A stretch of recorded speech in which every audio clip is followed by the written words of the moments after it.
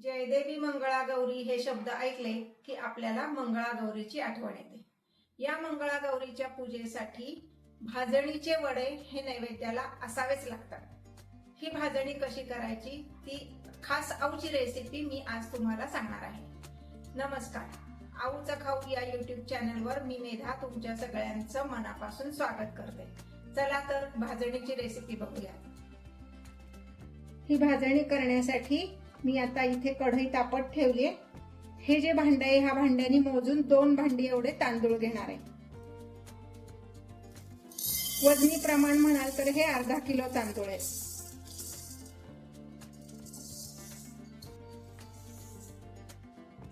आता पावसाचे दिवस आहेत म्हणून मी तांदूळ धुवून घेतले नाहीये, कारण तांदूळ धुतले की वाळायला वेळ लागतो पावसात। म्हणून एक स्वच्छ कापड घेतलं आणि त्याला हे तांदूळ पुसून घेतले, म्हणजे त्याला लागलेली जी सगळी पावडर असते ती त्या कापडाला निघून जाते।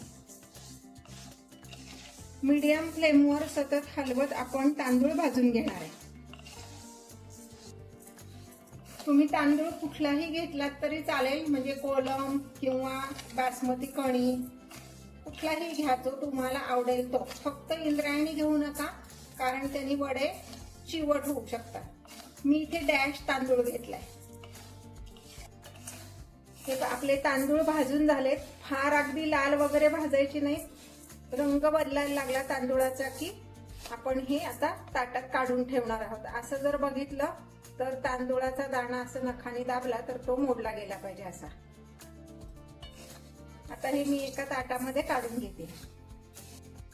आपण आता भाजणार आहोत बाजरी। ज्या भांड्याने तांदूळ मोजून घेतले त्याच भांड्याने बाजरी मोजून घ्यायची। 2 भांडी तांदूळ होते तर 1 भांड बाजरी घ्यायची।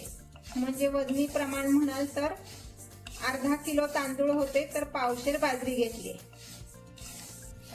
भाजल्यानंतर सुद्धा प्रत्येक धान्य वेगळ्या बाउल मध्ये काढणार आहे, कारण काही वेळेस काय होतं, एखादं धान्य कमी भाजलं गेलं तर ते गार झाल्याशिवाय आपल्याला कळत नाही। गार झाल्यावर थोडंसं खाऊन बघायचं एखादं, की ते जर आपल्या दाताखाली छान कुरकुरीत लागलं तर धान्य सगळी मिक्स करायची। जर एखादं धान्य मऊ लागलं तर ते आपल्याला परत भाजून घेता यावं म्हणून वेगळं वेगळं काढणार आहे। आता घेणार आहोत 1 भांड ज्वारी। वजनी प्रमाण म्हणाल तर पावशेर आहे।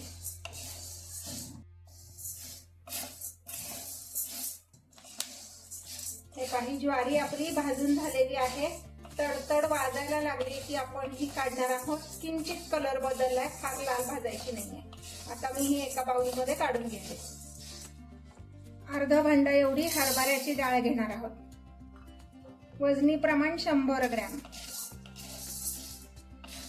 हरभऱ्याची डाळ आपली भाजून झाली आहे, छान गुलाबीसर रंगावर भाजली आहे। आता मी ही एका बाउल मध्ये काढून घेते।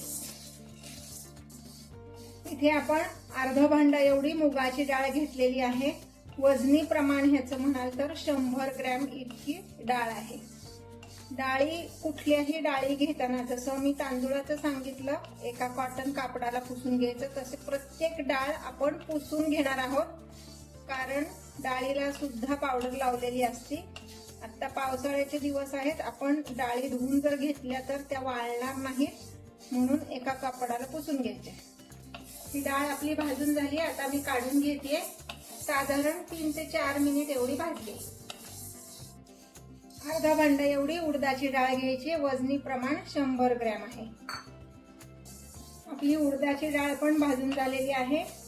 ही डाळ आपण साधारण 3 ते 4 मिनिट एवढी भाजली आहे। आता मी ही काढून घेते। इथे मी पाव वाटी एवढे जिरे आणि अर्धी वाटी धने दोन्ही एकत्रच घेतलेले आहेत। एक छोटीशी टिप सांगते, ती लक्षात ठेवा। कढई गरम आहे त्यामुळे मी गॅस बंद केलाय आणि ह्या गरम कढईत फक्त मी हे 5 मिनिट असं हलवणार आहे गॅस बंद करून। त्याचं कारण सांगते, गॅस चालू ठेवून तुम्ही धने जिरे भाजलेत तर ते कदाचित जास्ती काळे होऊ शकतात आणि भाजणीचा रंग बदलू शकतो। म्हणून या गरम कढईत त्याचं फक्त मॉइश्चर कमी होईल इतपत हे हलवून घ्यायचे आणि नंतर कढईत असेच ठेवायचे 5 मिनिटं, म्हणजे त्यातलं मॉइश्चर सगळं जातं आणि आपल्या भाजणीचा रंग छान येतो। ही आपली भाजणी तयार आहे। यापासून वडे कसे तयार करायचे ह्याचा व्हिडिओ पुढे दिलेला आहे, तो नक्की बघा।